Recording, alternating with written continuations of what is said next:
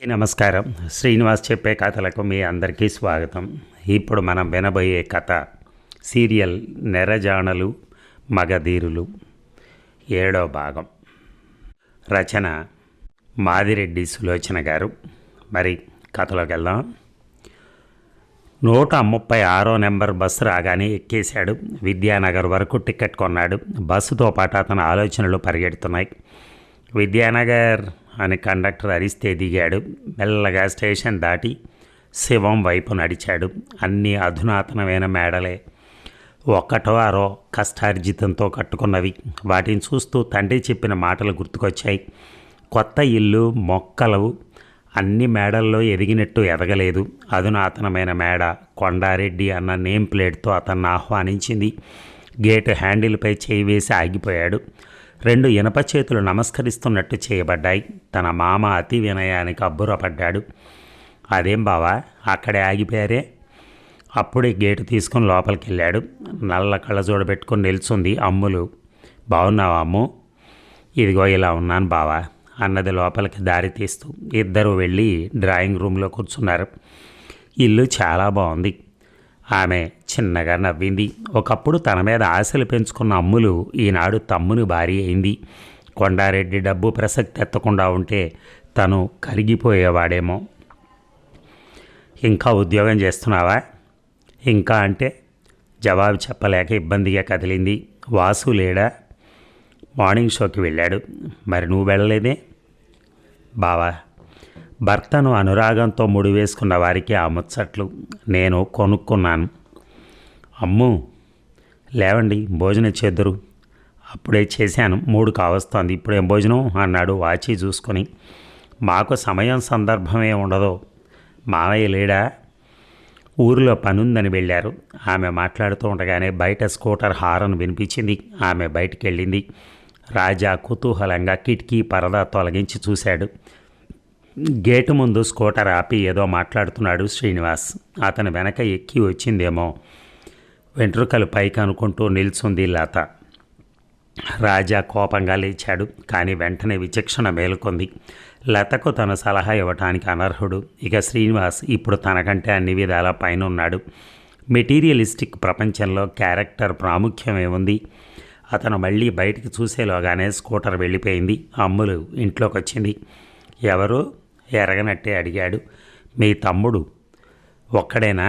కాదు, వెంట ఆదివారం గర్ల్ ఫ్రెండ్ ఉంది. అదేమిటి? ఆశ్చర్యంగా అడిగాడు. రోజుకొకరు. అమ్మో, ఈ నాటకం చూస్తూ ఊరుకుంటున్నావా? ఏం చేయమంటావు బావా? అది నేను చెప్పాలా? నాకెన్నో ఊహలు వస్తాయి. ఈ ఆస్తి నాది, నీకొక్క పైసా ఇవ్వనని మొండికేయచ్చు. అతను ఈ ఇల్లు వదిలిపోతాడు. నాన్న పరువు బజార్న పడుతుంది. ప్రాణం లేని పరువు కోసం నువ్వు ఇలా ఆత్మను చంపుకోవటం హర్షించాను నేను. మీకు అందం కావాలి, ఒక కన్ను లేని అమ్మాయి పనికి రాలేదు. అలాగే మా నాన్నకు పరువు కావాలి. అమ్ము, నిజమే కదా బావా, ఒక్కొక్కరికి ఒక్కొక్కటి కావాలి. నాకు మా నాన్న కావాలి. నాకేం తక్కువ? అందమైన బంగళా, స్కూటర్, నాన్నగారి జీపు, ఆయన తిరుగుడు. ఆయన తిరిగినా నన్నేమనరు. చాటుమాటు వ్యవహారాలు లేవు. వస్తానమ్ములు. చరచర బయటకు వచ్చేశాడు. అతనికి చాలా ఆరాటంగా, అసహనంగా ఉంది. ఏం చేయాలి? తను చెప్తే విజయ నమ్ముతుందా? యాంత్రికంగా బస్ ఎక్కి బర్కత్పురాలో దిగాడు. అతను విజయ ఇంటికి వెళ్ళాడు. వాళ్ళంతా కాఫీ తాగుతున్నారు. రావోయ్, చైతన్య గారు ఆహ్వానించాడు. వెళ్ళి కూర్చున్నాడు. ప్రమీల అతనికి కాఫీ తెచ్చింది. లత కనిపించదే అడిగాడు. క్లాస్మేట్స్ అంతా ఏదో పిక్నిక్ ప్రోగ్రాం అరేంజ్ చేసుకున్నారట అన్నది విజయ. ఓహో అన్నాడు. కాఫీ త్రాగి 1 అరగంట వరకు మౌనంగా ఆలోచిస్తూ కూర్చున్నాడు. ఈరోజు చాలా ముభావంగా ఉన్నావు. ఏమిటి బాబు? అబ్బే ఏం లేదు. నాన్నగారు ఏదైనా గొడవ చేశారా? సుశీలమ్మ అడిగింది. లేదు, నా పర్సనల్. అన్నట్టు అమ్మకు ఒక చీర కొనాలి. నారాయణగూడలోనే కొంటాను. విజయ్ సెలెక్ట్ చేస్తుంది. ఏమండి, రాజ్యం లేని రాజాగారు నేను సెలెక్ట్ చేస్తే పనికిరాదటండి ప్రమీల అడిగింది. అంత మాట నేనెందుకు అంటాను కానీ, తమరు కట్టిన చీర పరదాలకని తెచ్చి మనసొప్పగా చీరగా చేసుకున్నారా అని అనుమానం వస్తోంది. అరే నిజం, మీరు వేసుకున్న షర్టు గుడ్డ పెట్టికోట్లకు వాడేది. అందరూ నవ్వారు.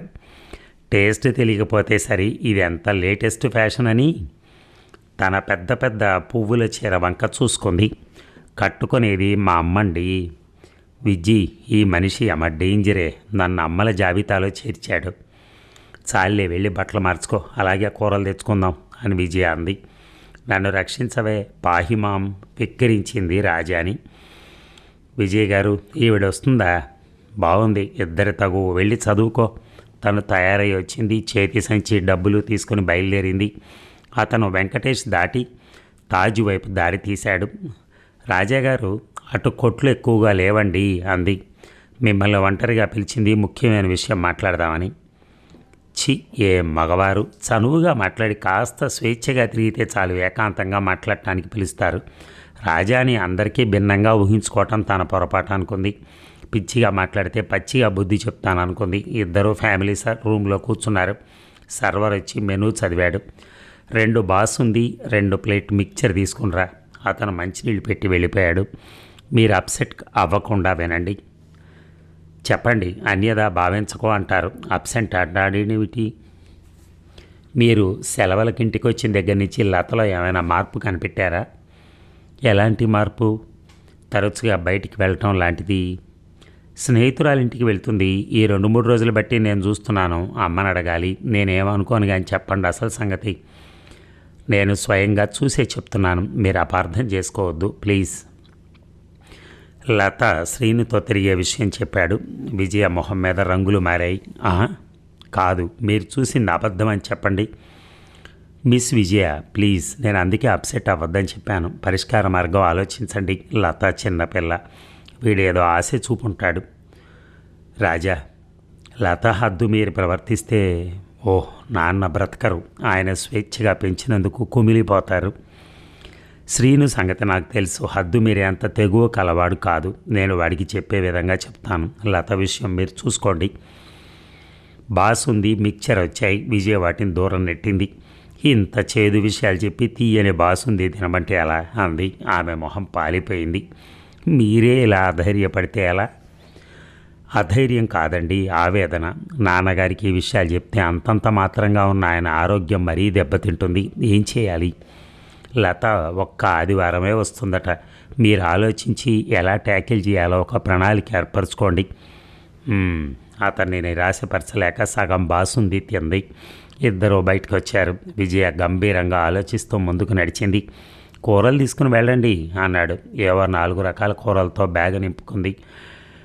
మౌనంగా ఇంటి వరకు వచ్చాడు అతను. వస్తాను అని అతను వెనుతిరిగి కొంత దూరం వెళ్ళాక ఏదో గుర్తుకొచ్చింది. మాట నన్నేనా? రాజు వెనుతిరిగి వచ్చాడు. అవును, ఒక్క విషయంలో నన్ను క్షమించండి. ఎందుకు? ఆశ్చర్యంగా అడిగాడు.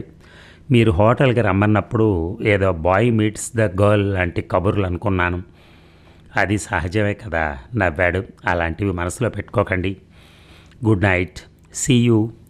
రాజా మొహంలో ఎందుకో రంగులు మారాయి. త్వరగా నడిచాడు. విజయ సంచిని ఏడుస్తూ ఇంట్లోకి వచ్చింది. ఆమె చేతిలో కూరగాయల సంచి ప్రమీల అందుకుంది. లత వచ్చిందా? నాన్నగారి చేతికి తైలం రాస్తోంది అన్నది. బుట్టల్లో కూరలు విడిగా పెడుతూ సంతోషంతో అరిచింది. అమ్మోయ్, అమ్మ, అక్కయ్య ఆరోగ్య సూత్రాలని త్రెంచి వేసింది. ఈరోజు నాకు ఇష్టమైన కూరలు తెచ్చింది. తల్లి బయటకు వచ్చి కిటికీలోంచి బయటికి చూస్తున్న కూతుర్ని గమనిస్తూ ఆమె మరో విధంగా అర్థం చేసుకుంది. ఆ రాత్రి భోజనాల దగ్గర లతను గమనిస్తూ లత తన వంక చూడగానే మొహం తిప్పుతూ గడిపింది. రాత్రి అందరూ నిద్రపోయారు. విజయ్, ఏంటమ్మా ఒక్కసారి ఇలారా. విజయ లేచి తల్లి దగ్గరకు వచ్చింది. సుభాష్ వివాహం చౌదరి మావయ్య కూతురుతో నిశ్చయమైంది. వద్దని ఏదో వేదాంతం చెప్పాడట కదా. చౌదరి మామ వదులుతాడా? మొత్తానికి సాధించాడు. అంత బలవంత పెట్టి డబ్బు ఎరచూపి పెళ్లి చేయటం ఎంత నైత్యమమ్మా. ఇద్దరిలో ఏ ఒక్కరు విముఖంగా ఉన్నా ఏమిటో, డబ్బుంటే సుఖం లభిస్తుంది కదా. లభిస్తుంది. బంగారం లాంటి కుర్రాడు వాసు పాడైపోయాడు. ఆ పాపం ఎవరిది? విజ్జి, నీ వివాహ విషయం ఆలోచించావా? ప్రమీల ఎంఏ అయిపోవాలి. అది సెటిల్ అయ్యాక లతది పెళ్ళో చదువో తేలాక నేను తప్పక చేసుకుంటానమ్మా. సంతోషంగా అంటున్నావా ఆ మాట? నీకు అనుమానం ఎందుకు వచ్చిందమ్మా? ఇందాక నీ మొహం చూస్తే నా కడుపు తరుక్కుపోయిందే. అమ్మా నెమ్మదిగా లత వ్యవహారం చెప్పింది. ఆహా, ఎంత పని చేసింది, ఇప్పుడే లేపు అడుగుతాను. ఆమె కోపంగా గదిలోకి పోబోయింది. అమ్మా గుట్టు చప్పుడు కాకుండా అరికట్టాలమ్మా, ఇప్పుడేమనకు, ఏమన్నా అంటే ఒట్టే. తల్లి బిడ్డల రాత్రంతా నిద్రపోకుండా కూర్చున్నారు. ఇక సుభాష్ వివాహం వైభవంగా జరిగింది. కానీ పెళ్ళికొడుకు మామగారిని ఎన్ని విధాలుగా ఏడిపించాలో అన్ని విధాలుగా ఏడిపించాడు. ముహూర్తానికి గంట ఆలస్యంగా వచ్చాడు. విడిదికి వెళ్ళిన వారు తిరిగి వచ్చారు. పెళ్ళికొడుకేడి చౌదరి అడిగాడు. తన స్నేహితులకి జీడిపప్పు వేయని ఉప్మా పెట్టారట, అది కోపం. ఒక బంధువు హేళనగా చెప్పాడు. చౌదరి వెళ్ళి బ్రతిమాలి మరోసారి వేయించిన జీడిపప్పు కాఫీ పెళ్ళికొడుకు స్నేహితులకిచ్చి ఊరేగించి పందిట్లోకి అల్లుడిని తీసుకొచ్చాడు. ఎలాగో వివాహం అయింది. చౌదరి గారు, రావు ఆదుర్దాగా వచ్చాడు. ఏమిటండి, మా వాడి స్నేహితులు ఏమో అంటున్నారు, విన్నారా? వెధవ వెజిటేరియన్ భోజనం మాకు అక్కర్లేదు, సాయంత్రం మీకు విడిగా ఏర్పాటు చేస్తాను అన్నారు. అబ్బే, అదేం కుదరదు. అతనికి తెలుసు స్నేహితులు లేవంది సుభాష్ భోజనాలకు లేవడని. మరో మాట లేక అందరికీ హోటల్ నుంచి తెప్పించాడు. ఆ విషయం తెలిసాక వివాహం రోజే ఇంత పక్షపాతం అంటూ బంధువులు అడిగారు. నేను 1,00,000 అయినా ఇవ్వగలను, ఏదడిగినా కొనగలను, అందరికీ ఆ తాహత ఇది అన్న చౌదరి దంపతులు పరువు కోసం పైసలు గుప్పేస్తున్నారు. సాయంత్రం ఓపెన్ మోటార్ కారుని పూలతో అలంకరించారు. ఆ అలంకరణకే 1000 రూపాయలు అయ్యాయట. ఏదో చిన్నపిల్లలైతే ఊరేగడానికి బాగుంటుంది. కొందరు ముక్కులు విరిచారు. ఫంక్షన్ ప్యాలెస్ నుంచి బయలుదేరినటువంటి ఊరేగింపు అబెడ్స్ నుంచి తిరిగి 10 గంటల రాత్రి గమ్యం చేరుకుంది. నాకు చికాగ్గా ఉంది, స్నానం చేయాలి. కారులోంచి దూకాడు సుభాష్. సూటు బూటు రమకిచ్చి స్నానాలకు ఏర్పాటు జరగలేదంటూ అరవటం మొదలెట్టారు. ఏంటి గోల, విజయ్ అడిగింది. మన యువకులు సాధించిన ప్రగతి, రమ నిర్లిప్తంగా చెప్పింది. బోస్ అన్నయ్య అలా మారిపోయాడేటి? చౌదరి అంకుల్ అన్నయ్య బాస్ మంచి స్నేహితులట, అక్కడి నుంచి వచ్చింది ఒత్తిడి, అందుకే వీడికి మంటగా ఉంది. బాగుంది, ఆ ఉద్యోగం పోతే మరి ఉద్యోగం దొరకదా ఏంటి? అంతటి ఆత్మవిశ్వాసం అందరికీ ఉండొద్దు. గల్లంతో ఇంకా పెద్దది కావడంతో తమకిచ్చిన గది నుంచి అందరున్న చోటికి వెళ్ళారు. బోసు, మేము తక్షణం వెళ్ళిపోతాంరా, ఎంత డాక్టర్ అయినా అడ్డమైన మాటలంటే ఎవరు భరిస్తారు? ఒక అతను లేచాడు. అవునరా, మా మొహాలకి తిండి ఎరగనట్టు చేస్తున్నావట. ఏమిటబ్బాయి ఈ అల్లరి? రావు అడిగాడు. మీరు మాదే అల్లరి అంటారా అంకుల్? ఈ పెద్ద మనిషి ఎంత నీచంగా మాట్లాడుతున్నాడు, నేను వినలేదనుకుంటున్నాడు. ఎన్ని రోజుల నుంచి ఉపవాసం ఉన్నారో పెళ్ళికొడుకు స్నేహితులు తొందరగా వడ్డించేయండి అంటూ చెప్తాడా? అది మాకెంత అవమానం. ఏదో విసుగులు అని ఉంటారులేండి, నేను ఆయనతో క్షమాపణ చెప్పిస్తాను, రండి భోజనాలకి. రాజేష్ అందరినీ లాక్కుపోయాడు. అందరూ బల్లల ముందు కూర్చున్నారు. కానియండి. రాజేష్ తనే వడ్డనకు ఉపక్రమించాడు. రాజు, నువ్వే మహా తెలివిమంతుడు అనుకోకు, వెళ్ళి ఆ పెళ్లి పెద్దం పిలుచుకునిరా, అతనికి క్షమాపణ కోరే వరకు ముద్ద ఎత్తం. ఒరేయ్, ఏమిట్రా, పెద్దోడేదో అన్నారు, వారి తరపున మేము జవాబు చెప్తాం. రాజు, ఆయన రమ్మను హుంకరించారు. అరే, దేనికైనా హద్దుండాలరా, బంగారపు మనుషుల్లా నేను చెప్పను. చౌదరి మండిపడ్డాడు. అరగంటలో ఆవరణంతా యుద్ధరంగంలా తయారైంది. ప్రతి చిన్నదానికి పేచీలు పెట్టడం, అలగా జనంలాగా పోట్లాడటం బాగాలేదని రాజేష్ వెళ్ళిపోయాడు. ఆ తర్వాత అందరూ అలకతో ఇంటికి వచ్చేశారు. అన్నం కూరలు వడ్డించి 12 గంటల వేళ బంధువులకు వడ్డించేసింది సుందరమ్మ. నాకు ఇదంతా నచ్చలేదు ఆంటీ, ఇక్కడ వండిందంతా వేస్ట్ కదా, విజయ అడిగింది. విజయ, సంస్కారం అడ్డొచ్చి ఊరుకున్నాను, ఆ చౌదరి పొగరుకి ఎంత ఏడ్పించినా తక్కువే, సుభాష్ అన్నాడు. అతనికి అవకాశం మీరే ఇచ్చారు, డబ్బును చూసి ప్రలోభపడితే ఎవరైనా చేసేది అదే, అంతకంటే అనే అధికారం లేదు. అటు చౌదరి కూడా గ్యాస్ తీసేసిన బెలూన్లో ఉన్నాడు. డబ్బు వల్ల కొన్ని పనులు సాధించవచ్చు కానీ అన్ని పనులు సాధించలేరు అని తెలిసిపోయింది. మంచి నీళ్లలా డబ్బు ఖర్చు పెట్టాడు, కానీ లాభం ఏమిటి? ఒక మూల పెళ్లి కూతురు కళ్ళొత్తుకుంటూ కూర్చుంది.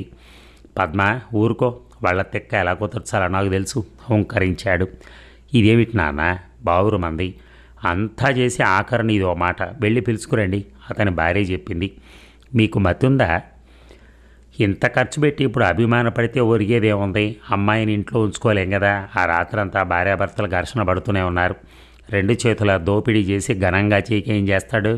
అందరిలో ప్రత్యేకంగా ఉండాలట. ఆ మిడిసిపాటు ఏమిటో నాకు అర్థం కాల. మంచి గురువే అల్లుడు, ఇంకా ముందున్నది ముసళ్ళ పండగ. ఏ ఎగిరిపడేది, 1,00,000 ఇచ్చి వేయగలమంటూ గొప్పలు చెప్పుకునేది. అయినా ఒక పద్ధతి పాడు లేదా? మాకు కాబట్టి డబ్బు మొలుగుతుందని ఏం గీరబోయారా తండ్రి? రకరకాలుగా అనుకుంటున్నారు బంధుజనం. చౌదరికి అవమానకరంగా ఉంది. సామాను కూతురుతో అర్ధరాత్రి ఇల్లు చేరాడు. ఎవరింట్లో ఏం జరుగుతుందోనని ఎప్పుడూ గేటు ముందు నిల్చుని ఆరాలు తీసి అతని భార్య తమనెవరైనా చూస్తున్నారేమోనని దొంగచూపులు చూసింది.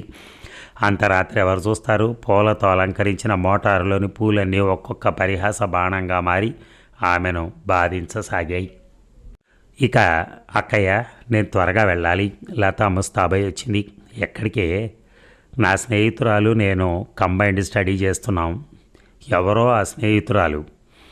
నా క్లాస్మేట్స్ అంతా నీకు తెలుసా? ఓహో, వెటకారం చేసింది. ఇప్పుడు పరిచయం చేసుకుంటే తప్ప? లత ఇరకాటంలో పడింది. ఎన్నో సాకులు చెప్పి 10ంటికి బయటపడాలని చూసింది, కానీ విజయ తెలివిగా ఏదో అడ్డేస్తోంది. నేను రమా క్లినిక్ చూడటానికి వస్తానని చెప్పాను. ఈరోజు నాన్న దగ్గర నువ్వు ఉండాలి లత. రేపు కాలేజీ మానేసి ఉండమంటే ఉంటాను, కానీ ఈరోజు మాత్రం వెళ్ళాలక్క. చదువు పాడు చేసుకుని ఇంటి దగ్గర ఉండడం దేనికి? మీరిద్దరు ఎక్కడికి వెళ్ళాలనుకున్నా వెళ్ళిరండి. నేను నాన్నకు మార్నింగ్ షోకి తీసుకెళ్తున్నాను. ప్రమీల తండ్రితో వెళ్ళిపోయింది. లత కళ్ళు సంతోషంతో రెపరెపలాడాయి. మరోసారి పౌడర్ అద్దుకుంది. ఆమె గేటు తీసుకుని బయటపడేసరికి విజయ వెనకే కనిపించింది.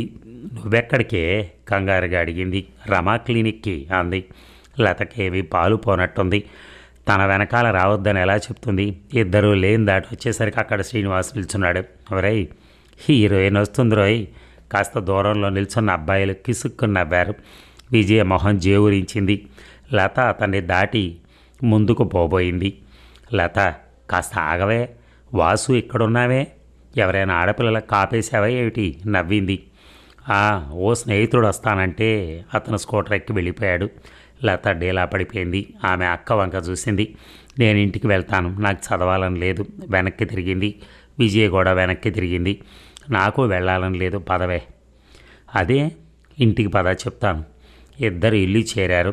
లతకి కోపంగా ఉంది. ఇప్పుడు చెప్పు, నీకు వాసుకి ఎలాంటి పరిచయం? ఇల్లు చేరగానే అడిగింది విజయ. నాకేం పరిచయం? నాన్నగారి దగ్గర చదువుకునేవాడని మాట్లాడతాను. లత, సుశీలమ్మ చేయి గాలిలోకి లేచింది. అమ్మా, విజయ్ చేతిని పట్టి ఆపింది. చూడు లత, నీ విషయం విన్నప్పటి నుంచి నాన్నగారు మనకిచ్చిన చనువు దుర్వినియోగమైందని ఒకటే బాధపడుతున్నాను. ఇక నిజాయితీ కూడా మర్చిపోయావంటే ఆయన గుండె ఆగిపోతుంది. ఏది? నా మొహం చూసి చెప్పవే పాపిష్టిదానా, సుశీలమ్మ అడిగింది. 2 నెలల నుంచి స్నేహంగా ఉంటున్నాం. అతను వివాహితుడని తెలుసా నీకు? తెలుసు. ఆ పెళ్ళి అతని ఇష్టంతో జరగలేదు. అతని పెళ్ళి ఎలా జరిగిందని అడగట్లేదు నేను. అడక్కపోయినా చెప్పవలసిన అవసరం నాకుంది. అతన్ని బలిపశువుని చేసి వివాహం చేశారు. ఆమె అంటే ఇష్టం లేదట. 4 రోజులు పోతే నువ్వంటే కూడా ఇష్టం ఉండదే. అతను అలాంటి వాడు కాదు. నోరు మొయ్యి, సిగ్గులేదు. సుశీలమ్మకు దుఃఖం ముంచుకొచ్చింది. ఇది ఎక్కడ పిల్లే? అతను ఎలాంటి వాడో నాకు తెలుసు. నీకు తెలియజేస్తాను త్వరలో. పెద్దవారు చేసిన అన్యాయాన్ని యువతరం ప్రతిఘటించాలి. అందుకే అతను నేను వివాహం చేసుకుందాం అనుకున్నాం. లత మాట పూర్తి కాకమునిపై ఆమె 2 చెంపలు వాయించేసింది సుశీలమ్మ. విజి, దీన్ని నరికి పోగులు పెట్టవే. ఆమె అసహాయంగా రోధించసాగింది. ఉండమ్మా, నువ్వేమాత్రం గోల్ చేసినా అంతా తారుమారవుతుంది. తల్లిని దూరంగా తీసుకెళ్లి మంచం మీద కూర్చుండబెట్టింది. లత స్థాణువైంది. తల్లి తండ్రి ఏనాడు గట్టిగా బెదిరించెరగరు. తమాషాకైనా ఒక దెబ్బ వేయలేదు. ఒకసారి ఎంతో విలువైన టీ సెట్ పగలగొట్టింది. విజయ అరుస్తూ తల్లికి ఫిర్యాదు చేసింది. తల్లి కొడుతుందేమోనని భయపడింది. సుశీలమ్మ చేయి పట్టి కూతుర్ని దగ్గరికి తీసుకుంది. మరి నాన్నగారికి టీ ఎలా ఇస్తాం లత? ఇక మీదట అలా చేయకూడదమ్మా, ప్రేమగా నచ్చ చెప్పింది. ఇలాంటి సంఘటనలు ఎన్నో. అలాంటి శాంతమూర్తి ప్రేమమయ్యి నిర్దాక్షిణ్యంగా చెయ్యెత్తిందంటే ఎంత కోపం వచ్చిందో.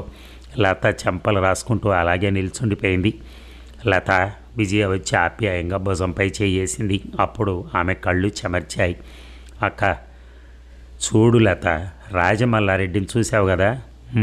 అంది మెల్లగా.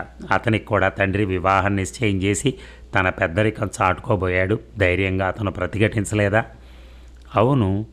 మరి అమ్మాయిని శ్రీనివాస్ ఎందుకు వివాహం చేసుకున్నాడంటావు? కేవలం డబ్బు కోసం. ఇలాంటి నాటకాలు ఆడిన వారిని నమ్మకూడదు. నేను చెప్పింది నిజమని నీకు నిరూపిస్తాను. అప్పుడు నేను చెంపలు వేసుకుంటాను అంది. గుడ్, ఏది చెయ్యి చాపింది విజయ. ఆ చేతిలో తన చేయి వేసి నొక్కింది లత. ఆ తర్వాత ఆమె వెళ్ళి చెంపలు తడుముకుంటూ గదిలో కూర్చుండిపోయింది. విజయ తల్లికి ధైర్యం చెప్పింది. వారు అలా మాట్లాడుతూ ఉండగానే టంగుమని ఒకసారి గంట కొట్టింది గడియారం. అప్పుడే 1 గంట అయింది. లేమ్మా, భోజనం చేద్దాం. వాళ్ళని రాని, వాళ్ళు వచ్చేసరికి 3 అవుతుంది. వెళ్ళి లతను పిలువు, నేను కంచాలు పెడతాను. నువ్వే పిలువు, నీకున్నంత సహనం నాకు లేదు. ఆమె డైనింగ్ హాల్లోకి వెళ్ళింది. విజయ వెళ్ళి చెల్లెల్ని తీసుకొని వచ్చింది. లత అపరాధిలా తలంచుకొని కూర్చుంది. బయట వాతావరణం కూడా మబ్బులు వీడి తేటగా ఉంది. వెండిలా మెరిసిపోతోంది. ఇంట్లోని వాతావరణం తేలిక చేయటానికి విజయ కబుర్లు చెప్తోంది. సుశీల ఊ కొడుతోంది. మరి ఈ భాగం ముగిద్దామా? మళ్ళీ తరువాయి భాగం ఇంకొక 2 గంటల్లో విందాం. Thank you.